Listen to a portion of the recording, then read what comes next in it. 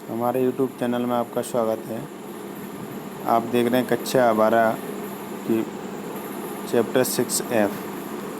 इसमें आपको सारणिक विधि से क्षेत्रफल ज्ञात करना है।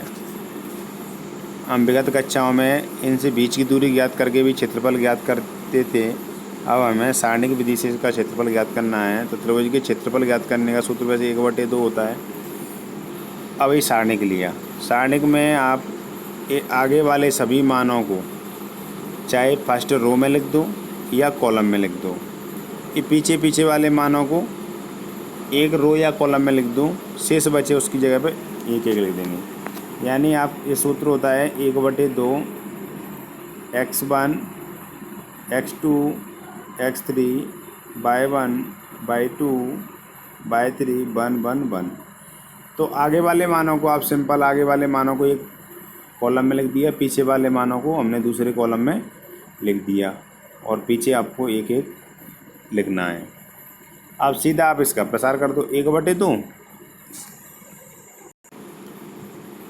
हमने रोज इससे प्रसार किया है। 3 वाली लाइन हट गई, 2 1 -1 1 बचेगी। बीच वाले 8 को लेंगे तो माइनस का लेंगे तो ये वाली लाइन हट जाएगी, ऊपर की हट जाएगी। 4 माइनस के 5 1 1 बचा।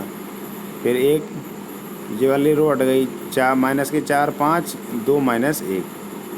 इन्हें हल कर लेंगे, 2 एकम 2 और माइनस चिन्ह लेके ऐसे करेंगे तो -1 और माइनस वो प्लस हो जाएगी। -8 माइनस के 4 एकम 4 और ऐसे करेंगे माइनस के 5 1 माइनस माइनस प्लस 4 माइनस लेकर के 5 दूनी 10। जोड़ के 3 हो गए, बाहर 3 है ही। ये माइनस के 9 हो गए, ये 8 थे, ये घटा के -6 बचे। गुणा कर लो -6 माइनस माइनस प्लस के 72 9 8 72 3 3 9।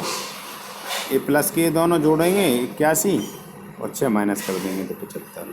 तो 75/2 वर्ग इकाई क्षेत्रफल ज्ञात हो गया। इसी प्रकार प्रश्न 2 में बिंदु संरेख पूछा है तो आप क्षेत्रफल निकालेंगे त्रिभुज का, और यदि क्षेत्रफल शून्य है तो वो आकृति कैसी होगी, संरेख होगी। तो आप पिछले प्रश्न की तरह ही आप इसका क्षेत्रफल ज्ञात करिए।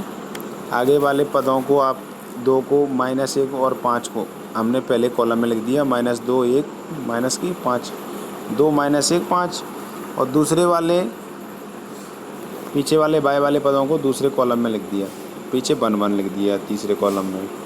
अब आप इसका प्रसार करिए, चाहे रो से करिए या कॉलम से करेंगे।